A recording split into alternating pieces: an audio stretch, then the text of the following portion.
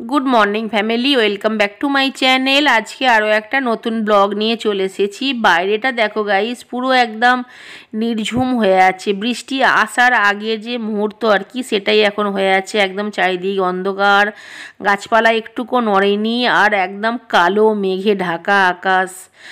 যাই হোক, রান্নাঘরে এলাম। রান্নাঘরে এসে গেছি বলতে আজকে কোনো রকম রান্না তোমাদের দেখালাম না। রান্নার কিন্তু ভিডিও আমি বানিয়েছি, কিন্তু সেটা রান্নাঘরের জন্য বানিয়েছি, কারণ আজকে আমি একটা রেসিপি তুলেছি।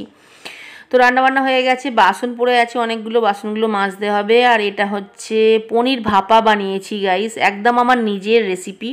কালকে রাত্রে শুয়ে শুয়ে ভাবছিলাম, আচ্ছা তার আগে বলি, জুনের রাগ হয়েছে, ওই জন্য এক সাইডে বসে আছে, খুব বকেছি আজকে। আর এদিকে হচ্ছে বৃষ্টি হচ্ছে, মুষলধারে বৃষ্টি হচ্ছে গাইস। এই বৃষ্টিতে শুধুমাত্র পাতলা করে গরম গরম খিচুড়ি, আর মানে আর কিছু লাগবে না।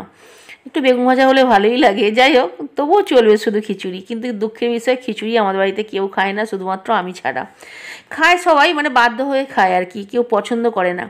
এটা জুনের ভাত, জুনের হচ্ছে এই আজকে এই মেনু হয়েছে। বাসমতি চালের ভাত বানিয়েছি অল্প করে, আর পনির ভাপা, ওটা জুনের ভাত ছিল। এটা হচ্ছে সন্ধ্যার সময় হচ্ছে কুঁদরুই, যেটা দেখতে পাচ্ছ। কুঁদরুই আমাদের বাড়িতে সবাই ভালোবাসি, কিন্তু কুঁদরুইটা কাটার সমস্যা তো, ছোট তো, যার জন্য শুধুমাত্র যখন আমাদের বাড়িতে আসবে তখন জানবে যে সবজির দাম খুব হাইফাই, তো যার জন্য তখন কুঁদরুই, কুমড়ো এগুলো দিয়ে চালাই আর কি।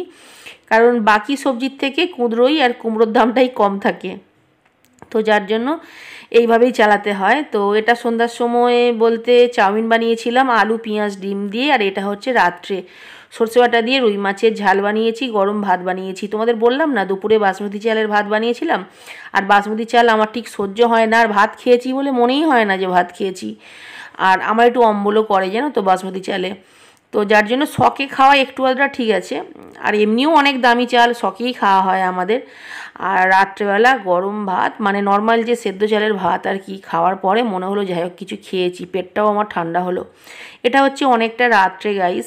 অনেকের খুব মাথা ব্যথা জুনকে নিয়ে, যে জুন পড়াশোনা করে না। জুন যখন ভালো রেজাল্ট করে তখনই তাদের টেনশান বেড়ে যায়, যে জুন মানে এটা চুগলি করে করছে, চিটিং করে করছে। তো তাদের জন্য ভাবলাম যে জুনের পড়াটা আমি কখনোই তোমাদের শেয়ার করি না।